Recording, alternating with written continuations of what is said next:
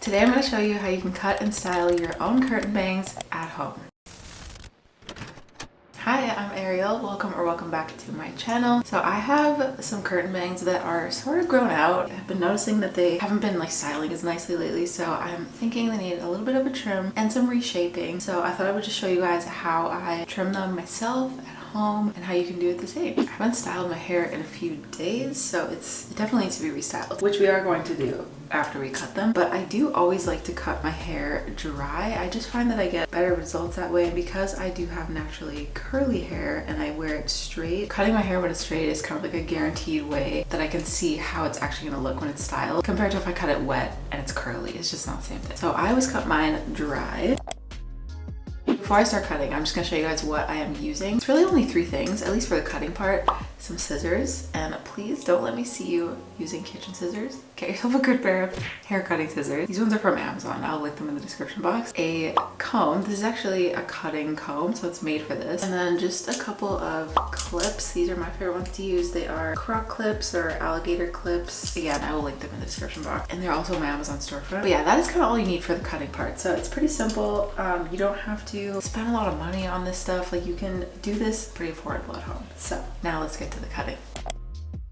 The first thing you always want to do when you're cutting your own hair, bangs included, is start with a guide. And since I'm only cutting my bangs today, we are focusing on a pretty small area, so I want my guide to be pretty small. I'm just taking a tiny little section right around my part. If you don't have a middle part, like if you have a side part, you can do the same exact thing. Just do it wherever you have your part. And now I'm just going to pull this straight down, and for my bangs I'm really only doing a trim, so keep in mind this would be the same process if you are like cutting bangs from scratch, but today I'm only going to be cutting a little bit of hair off, so it's the same idea if you're cutting more. I think for mine I want them to be, I'm going to use my nose as the guide for where I want them to be. So as you can see, it's not a lot of hair coming off, like maybe half an inch. So now that I know that's where I want them to sit, I'm just going to comb through it, make sure all those hairs are going in the same direction, and then I can go ahead and trim those off. I'm gonna do it in the mirror to make sure I'm doing this straight. And this is where you can kind of play around with it, because now you can see like where the shortest piece is going to be, so you can cut more if you want. Always a good idea to start small and kind of work your way up. I think I am just going to do a little bit more.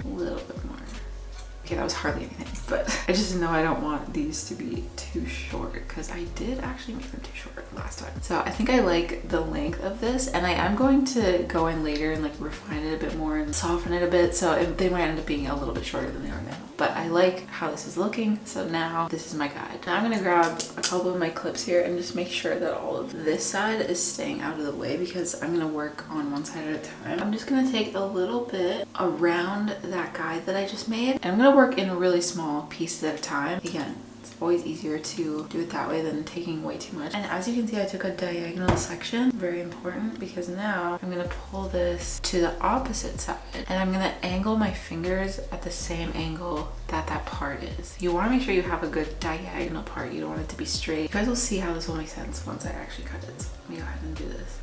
You can see my guide underneath. Now when I pull it to the side, I'm keeping that same like short to long shape. So if I was to cut it this way, it's a lot easier to make it like just straight instead of having that nice soft like curve effect. So that's why I'm pulling it to the opposite side, and now you can see it's a nice little swoop effect. It's looking good so far. So now I'm just gonna take a little bit more, same diagonal section. I'm just combing through it each time to make sure that all of the hair is staying in place and it's all coming together. And then again, you can see my guide under there. It is important to make sure that your hair, got me cutting hair right into my mouth, that your head is straight for this. Your head needs to be straight and fingers need to be same angle as the part. And look at that nice swoop, you guys. Coming together. I'm just going to keep taking a little bit more. I'm going to sort of widen the amount of hair I'm taking, so that I'm taking more from the side than I am from the top. Hopefully that makes sense.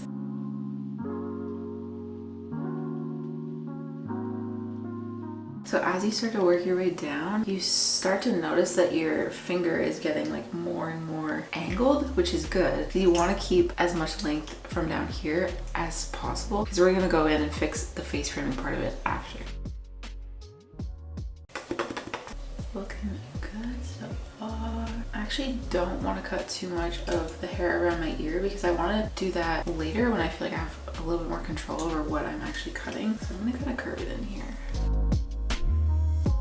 Another trick that you can do to make sure that you are cutting the same amount on each side, make a mental note of how many fingers you have. So 4 fingers, and that is where I'm gonna end the bangs. I'm pretty much there now. I'm just gonna take a little tiny bit more. And I'm just being careful with these parts so that I don't cut too much of this. Again, I'm not cutting a lot off. This was mainly to just like get rid of the dead ends, because bangs get dead ends too, even though they're short. Actually, you might get more dead ends because they are short and then you have to style them so much more. So just, you know, keep them healthy, and also to keep the shape in there because they lose their shape really quickly, I find. This is more like a maintenance cut for me. That looks good for now. I'm gonna repeat the same thing on the other side.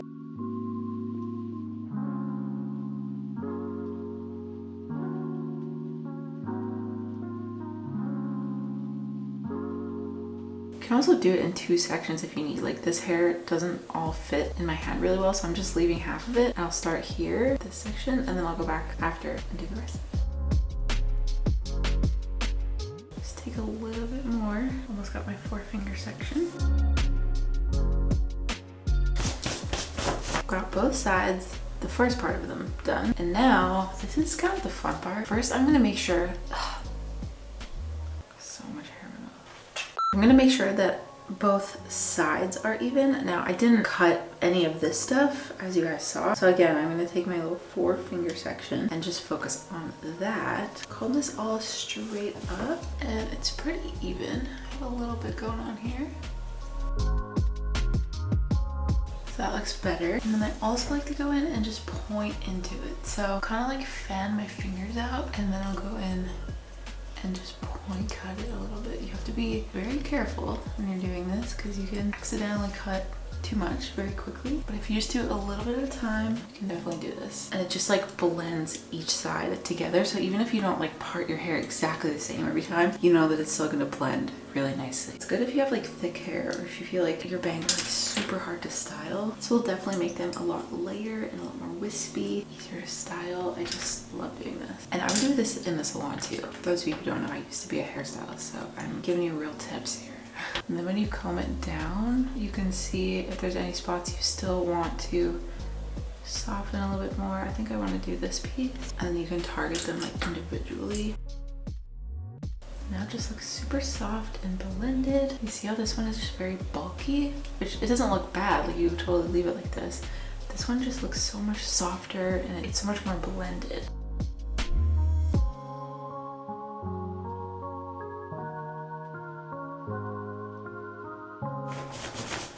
At this point, there's hair everywhere. It's all good. You're almost done. The last thing you want to do is blend your curtain bangs into your face framing layers. I know not everybody has face framing layers, but in my opinion, it makes curtain bangs look a lot better and a lot more blended when you have that middle layer and like that continuous sort of flow to the end of your hair. So I personally like to blend them in, and I like to have face framing. This is how I do it.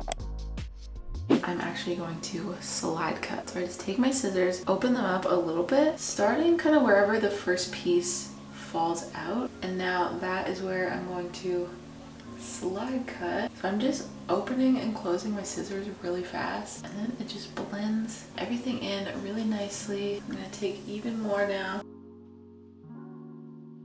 And then once you get to the last section where clearly I'm into like my actual hair now, to connect the face framing to the bottom of my hair, I will find the bottom length where I don't want to cut, and then I will connect that to the longest piece of the face framing. So hopefully that makes sense, but like you guys can see, this part is my actual hair, so I don't want to cut that. And this right here, this is the last piece of face framing that I did. So I want to basically connect those two. Just point into it, and we'll keep it looking nice and soft. And now I'm gonna do a little bit of freehanding because I see some like rogue stragglers, and I'm also going to pull some of this up and cut into it just a little bit. That looks pretty good. Again, I do need to restyle my hair, so I'm not gonna go crazy here. Always go back and cut more. I think that looks good, so I'm gonna just do that same thing on this side. This side is a bit harder to do because I'm right-handed, so you might run into the same issue. What I usually do is just go this way. So I'm putting my scissors like upside down,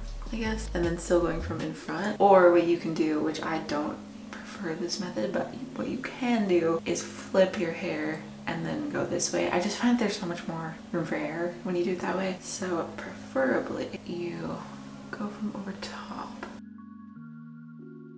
This last section, same thing. This is all the length of my hair, so I don't want to cut that, but I do want to blend this all together up until that one. I really hope you guys can see this.